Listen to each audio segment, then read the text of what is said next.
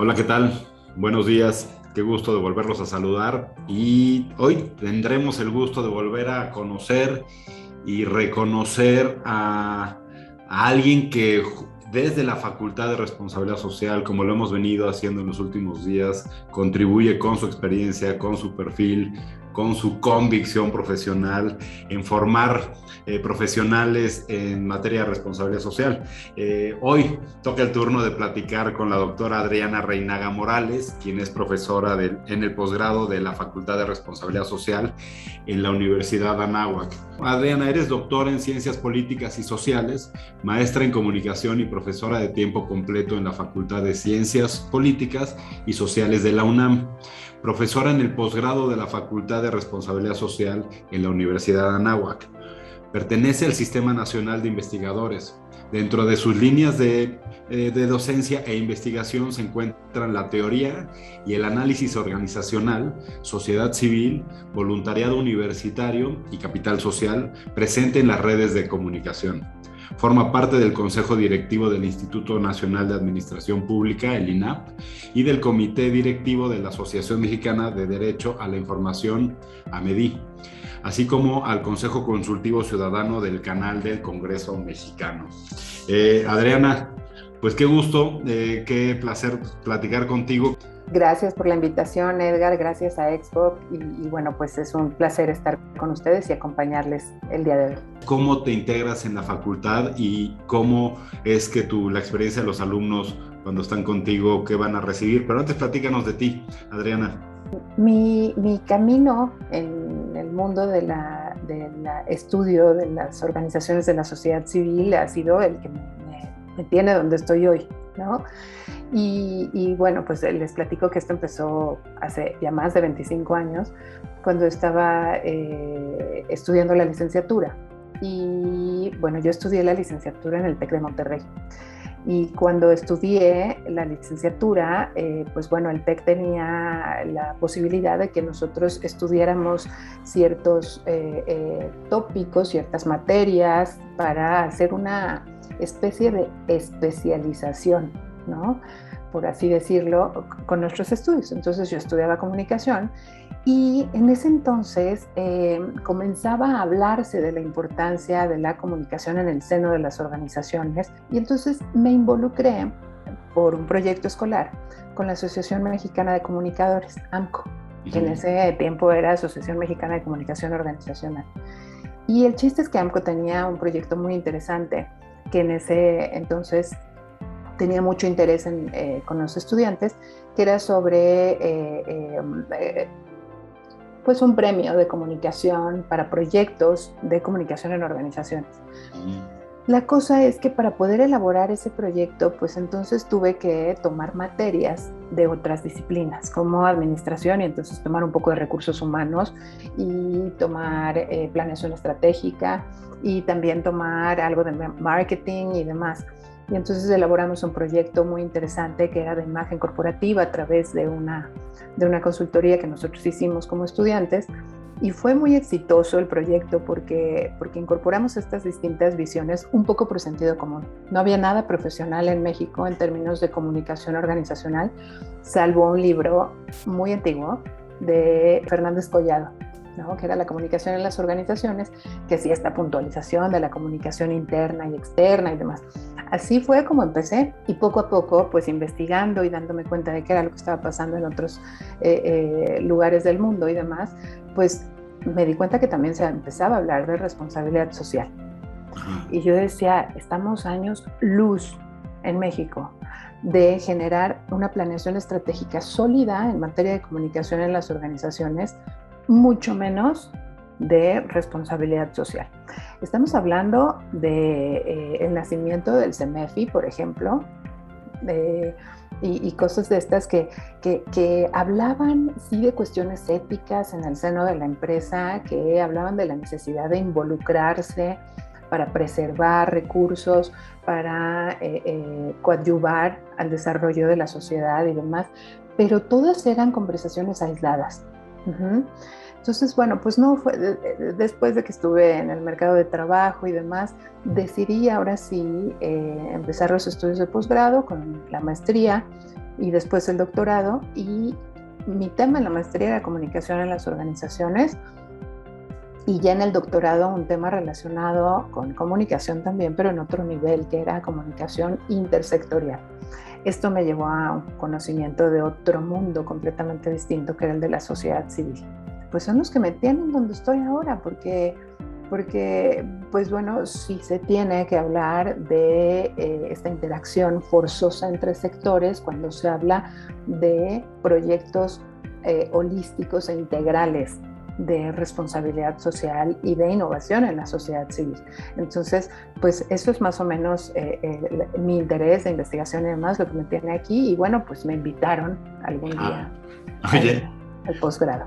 Oye, ahora que decías lo de ese aprendizaje empírico, ¿no? En donde se dejaron llevar por el sentido común y luego entonces accedes a información un poquito más estructurada y como sabes, bueno, y si no, quizá resulta obvio a nosotros en Expo, que a mí en lo particular la comunicación me provoca y el efecto naturalmente de la comunicación y a veces pienso que se ha perdido, ¿no? El sentido común y luego el flujo de la comunicación organizacional pareciera que lo último que persigue es un objetivo o la verificación si se está cambiando una percepción. Quizá debiera de haber más sentido común y menos estructura, pero no, es como tiene que haber una mezcla balanceada, ¿no crees? Definitivamente hablas de sentido común y bueno, pues finalmente el término comunicación quiere decir poner en común. Y si no partimos de ahí, de poner en común con todos nuestros grupos de interés como organización, pues estamos haciendo las cosas como creemos que se deben hacer, o como los parámetros internacionales indican, o de acuerdo a los recursos con los que contamos como organización, pero no estamos poniendo en común con los grupos de interés. Y yo creo que escuchar, primero que nada, las expectativas de estos distintos grupos nos va a permitir situarnos en una tendencia específica, ¿no? Entonces sí, la comunicación me parece que es primordial y es lo primeritito que tiene que haber. Hablemos de responsabilidad social. ¿Es similar? O sea, ¿dirías tú que la responsabilidad social debería de ser algo también que persiga sentido común por su naturaleza? Y entonces comunicar responsabilidad social debería ser muy natural y poco técnico, ¿o cómo lo ves? Definitivamente, Edgar, creo que debería de ser muy natural y poco técnico, y con esto pues me tendré que referir al dilema Freeman, ¿no? A ese dilema en el que Milton Friedman decía que la única responsabilidad que las empresas tenían era con sus accionistas, mientras que Freeman dijo, no es una relación directa. No es que la empresa se dedique exclusivamente a darle valor a sus accionistas. Ese valor se traduce primero por llenar las expectativas de sus diferentes grupos de interés. Y solo después de que satisfaces todas esas expectativas y eres capaz de poner en común expectativas, acuerdos, negociaciones y demás, entonces es cuando le das valor a tus accionistas. ¿Cómo estos tres aspectos claves para la formación de un profesional, creatividad, innovación y planeación estratégica, cómo se cruzan con la responsabilidad social?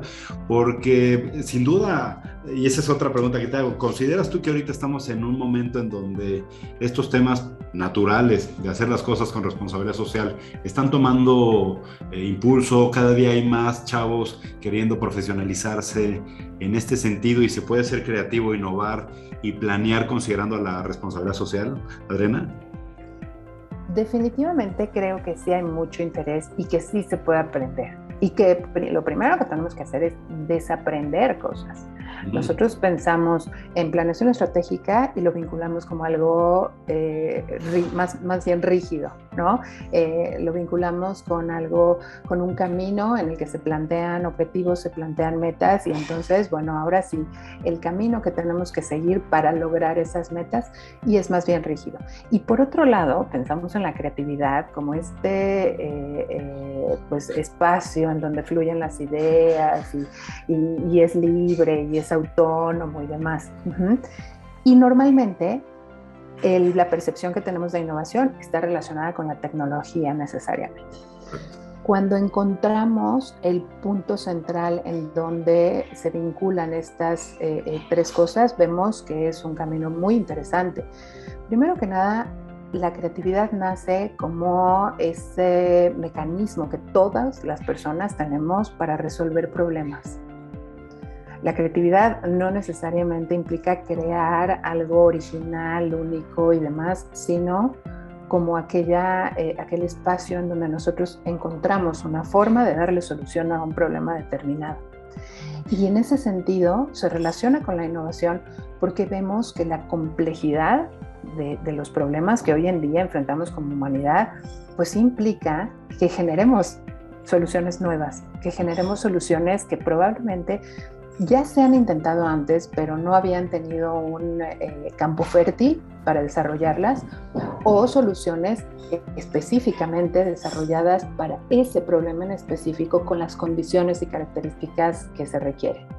Entonces, ahora sí es cuando entra la planeación estratégica, porque si consideramos el problema, consideramos cuál es la meta que tendríamos que lograr y consideramos todos esos aspectos del contexto, de los recursos, entonces podemos planear para resolverlo de forma creativa e innovadora. La realidad es que no es un paradigma porque se puede hacer mejor las cosas y se pueden hacer las cosas de forma responsable, pero como todo se tiene que gestionar, se tiene que planear y se tiene que medir, ¿no? Se tiene que verificar que esté bien implementado, de manera que quiero pensar que tú no estás en el paradigma de que es de bajo perfil, sino se tiene que relacionar al negocio, ¿no? Absolutamente. En algún momento, y lo vemos con grandes empresas cuyos fundadores han tenido convicciones súper sólidas y esas convicciones los han llevado a tener una excelente reputación como empresa porque, bueno, pues son principios inamovibles dentro de la organización. Sin embargo, hay organizaciones que no han tenido la fortuna de contar con este eje estructural tan sólido a partir de los valores, a partir de la convicción, de la responsabilidad que se tiene como empresa para con la sociedad en la cual operamos. Y entonces es necesario ahora sí recurrir a esta parte estratégica en donde se va a medir qué impacto tenemos.